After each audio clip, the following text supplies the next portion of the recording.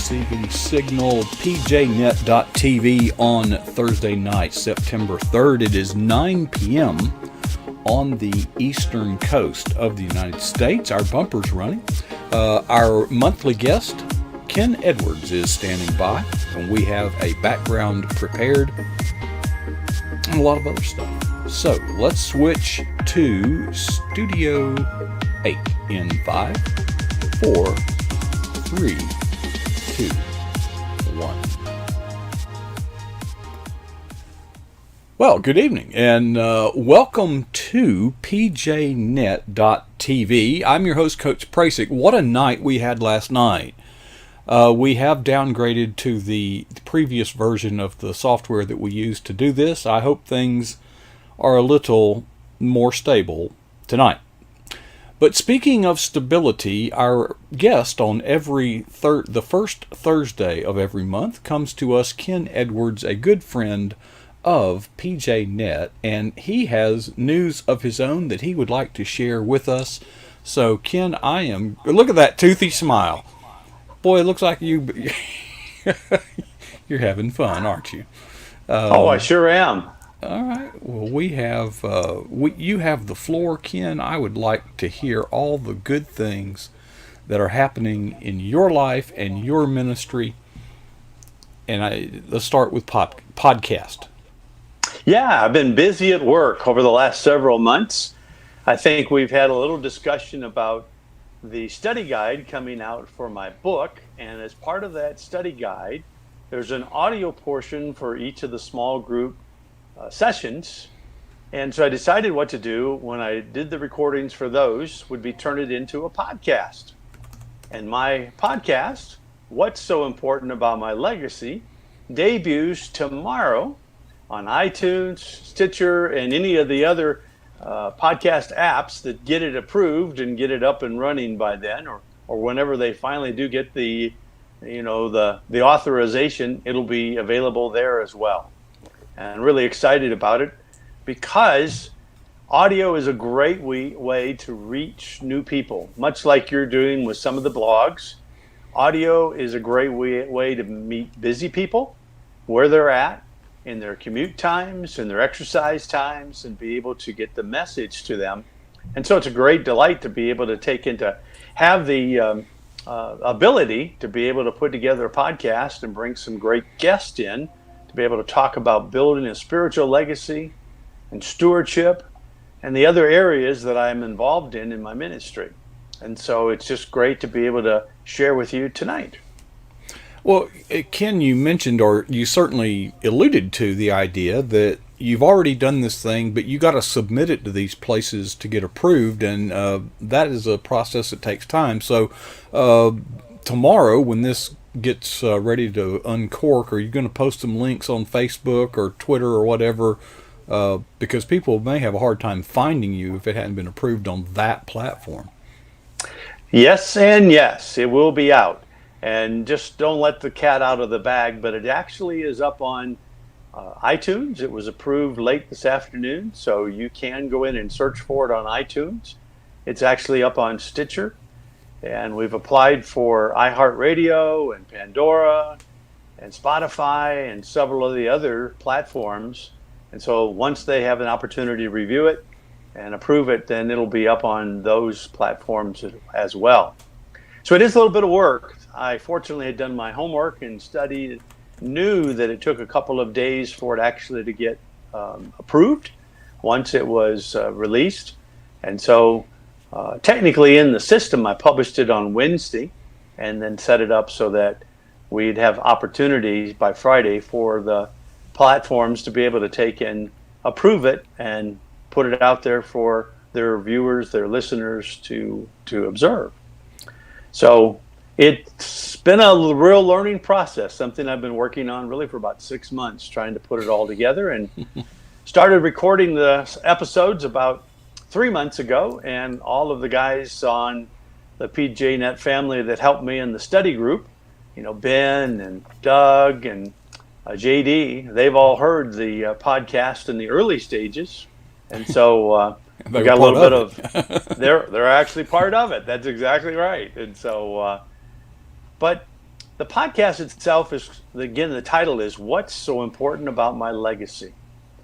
And the key theme is to bring information, relevant, current information to people through a podcast about building a spiritual legacy, having a strong relationship with Christ, having an impact upon our family and our children and future generations for Christ. But that includes stewardship, estate planning, financial planning, all the areas of finance that I talk about on PJNet TV, plus the areas of spiritual stewardship or spiritual legacy, the part of actually living a life that magnifies Christ. And we've all been called to do that and to let our light shine for the glory of God. And podcasts are hot right now. I actually may be a little late into the game, but podcasts are really hot. And it's something that the younger generation is really into. And so if we're going to reach a whole new segment of readers and listeners, we've got to be creative in the way we reach out to them. Ken, you mentioned some of the people that were involved in your I guess that was the beta test. Yes. JD, Doug, Ben. Could you go through the entire, do you have an exhaustive list? Was it the same group every time? It was. There were 7 sessions. I had a couple of former pastors that I've known for years. Well, actually, I guess one was a pastor that JD is going to talk about tonight in his blog. Raymond Votner. And Pastor Raymond was our pastor back in Nashville for several years. So it was a combination of pastors and Bible teachers and Christian leaders that I pulled together, and again, a few authors to be able to take in to help critique and help me to analyze what needed to be done to put the best foot forward and have a product that's something that God can use and allow the Holy Spirit to work in people's lives.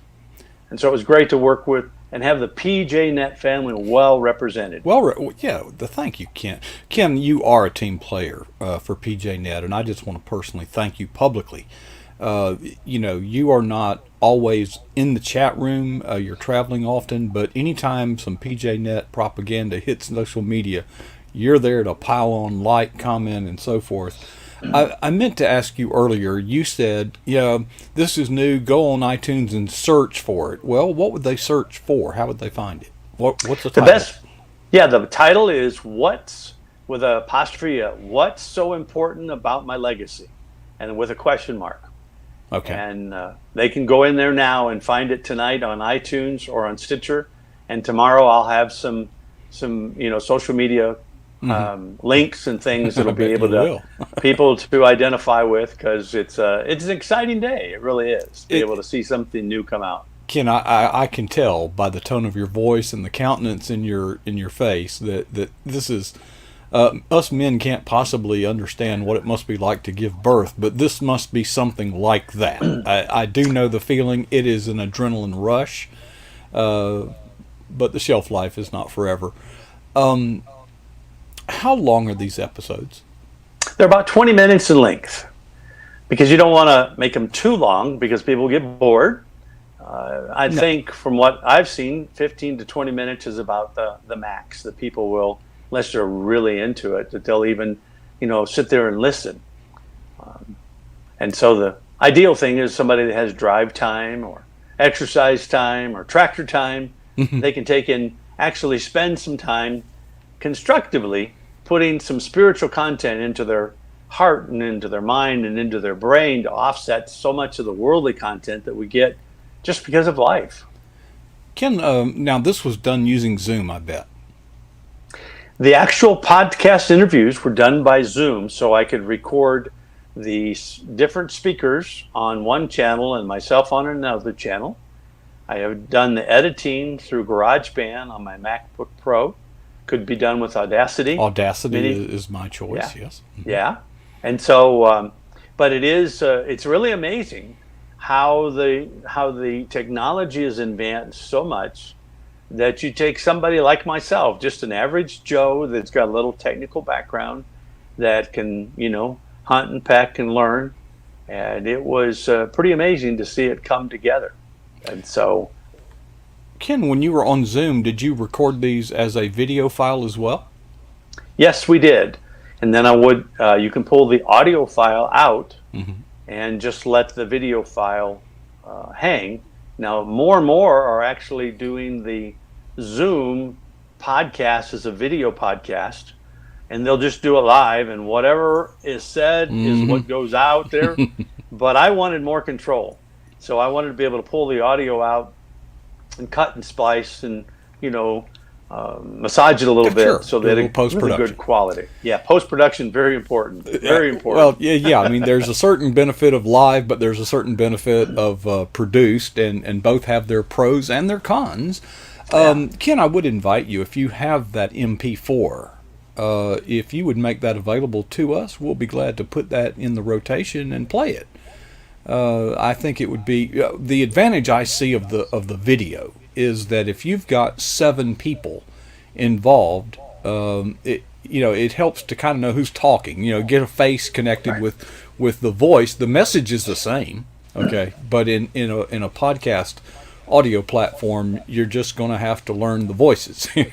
Yeah. But the message is the message, regardless of who is speaking it. If God is using that person to bring a message, does it really matter how ugly the person is? That's why you're doing podcasts. Is everybody's ugly? Yeah, me. Got a radio voice, but you've got the face for radio too. Yeah, you've got. So actually, in each of the podcast interviews themselves, it's 2 people. I'm interviewing somebody, either a pastor or a Christian leader. Been very fortunate because of my career with some of the people that God has put me in connection with. And so the podcast that releases tomorrow is an African-American pastor. He's actually an assistant district superintendent for the Assemblies of God in Northern California. Gives oversight to 450 churches in Northern California.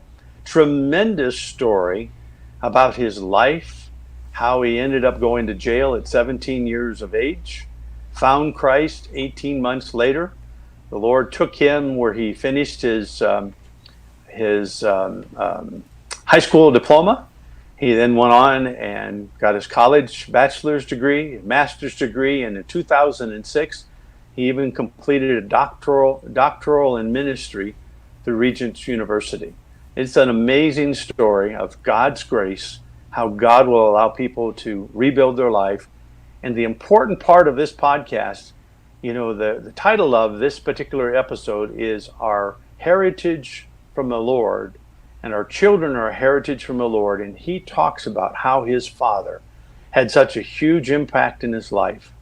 And then after he got his life straightened around, how his father was such a huge inspiration in his life, and how he's been able to break that cycle of drug addiction and alcohol abuse, and to be able to take in to raise a godly family that's serving the Lord, and the 13 grandchildren that he has the opportunity to sow into on a daily basis.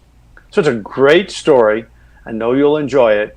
Find 22 minutes in your day tomorrow to be able to listen to it later on tonight or sometime tomorrow off of the social media links. And JD has already put one of those links in the pjnet.tv chat room. Ken, when you were talking about this series on legacy, the first notion that hit my mind was men's ministry is often concerned with legacy because men are more concerned with that than females. Your entourage of guests are male. Would females be interested in this stuff? Yes, they certainly will. And I got a surprise. We've got some female guests coming. So don't despair. It's not all guys. It's there's a cross section that will be interviewed in the weeks to come. So I think that anybody that is concerned about their children and grandchildren learning to live for the Lord will have a great interest in listening and subscribing to the podcast, because our family is so important. But what you said, Coach, is really true. We need to reach men with this message, because there was a study that was done in England, and I don't remember the exact because I haven't looked it up in a long time. But the message, the results of the study found that if the dad is the head of the Mm-hmm. house and serves Christ and takes his family to church, even if mom is an unbeliever, Mm-hmm. the majority, like Yeah, 90% of those it's children, overwhelming. will follow the Lord. You flip that around the other way, Mm-hmm. mom can be a great prayer warrior. She can be a faithful worker in the church, do everything. And if dad sits at home, Mm-hmm. those kids will follow the father's example. So it's important that we learn that if we will, as dads, will set the spiritual tone in our home, then our children and grandchildren will follow Christ too. And it's a huge need in the body of Christ. Ken, the conclusion of that survey or that body of research I have used often in men's ministry. And I do not know the source either, but I simply know the concluding fact. There's something that I wanted to bring up. Most young men today are being more influenced by females than males. Most school teachers, 78%, are females.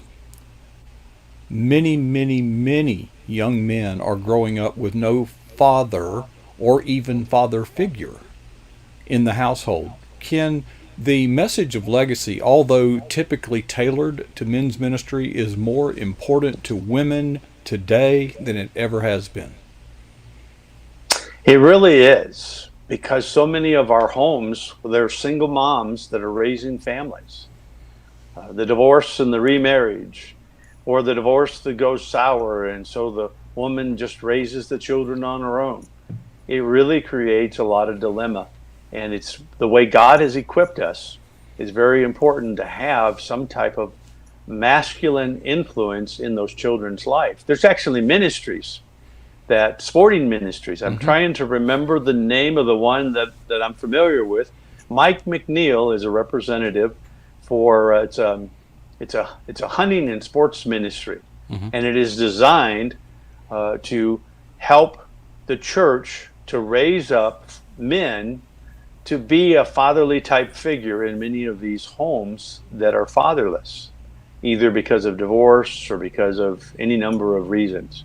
And so it is really important that we not only reach the moms and be able to take in to help instill the importance of legacy in their life, but it's extremely important that we provide role models to young men and women especially, so they understand how the male and female are different and how one complements and offsets the other, Mm-hmm. because God has equipped us for different tasks in the family.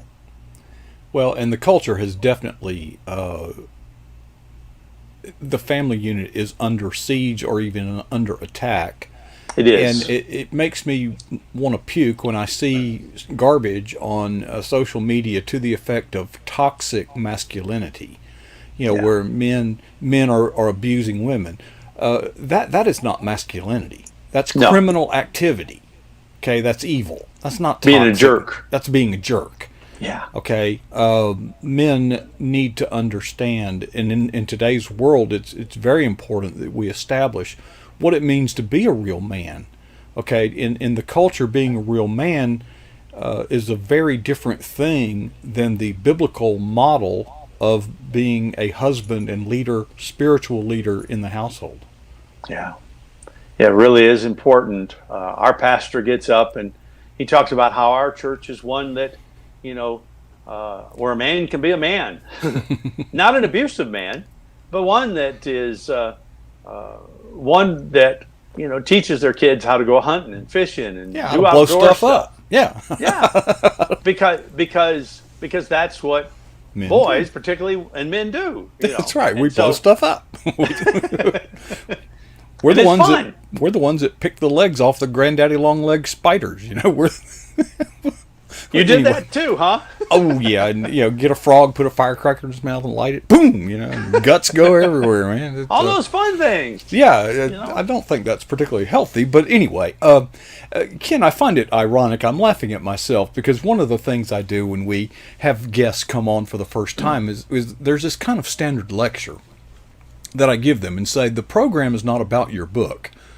Okay, we're going to mention your book, but this program is not a smokescreen to be a commercial for your book. Although I do hope you sell millions of them and send us a big check. So tonight I have led the questioning to make a 20-minute commercial for your podcast. So Well, thank you. I have violated my own principles here, but Ken, I'm proud of you. I really am, and those that are involved in with you. And I just rejoice. I celebrate. I cannot say enough good things about what you're doing, and I haven't even heard it yet. But the ground that you are breaking, the trail that you are blazing, Ken, is an example that we all need to look up to. And I am encouraging others, if you have heard this and you are thinking about doing a podcast or writing or doing videos, folks, please get with us. Everyone here wants to help you and will Yes. help you. Okay, it's not. We've got to go beyond sitting in a pew during a church service, folks. We have orders to proclaim the gospel and make disciples. And Ken, you are leading by example. I am just so proud of you. I don't know what else I can tell you other than we're out of time. That's a good thing. That's all right. All right. Well, Ken, thank you for sharing, and we look forward to that tomorrow. Can't wait to hear the update when you come back in about a month from now. Yeah, sounds like a plan. Kenn Edwards right here on PJNet. The time just goes, whoof, goes into nowhere. And it's just so wonderful when I'm not sitting here fighting the computer, By the way, I've we're playing with some new toys here. Can I show you? There it is, folks. there is the helm of the machine. Folks, we got JD coming up in just a few moments at the bottom of the hour, and I've got to get everything ready for him. I'm looking forward to that. And of course, he was one of the collaborators in the project that Ken was just talking about, and we're looking forward to that. So I'm going to have to kind of tip my hat as I kind of slowly back out of here. But before I leave, I do always take the opportunity to ask you to ask yourself two very important questions. First, what is the boldest thing you've ever done for Jesus Christ? And number two, when was that? Folks, I'm just rejoicing that we just heard from a brother in Christ that is doing a bold thing right now for Jesus Christ. And if we're going to win this battle, may we never be satisfied with either answer to those two questions.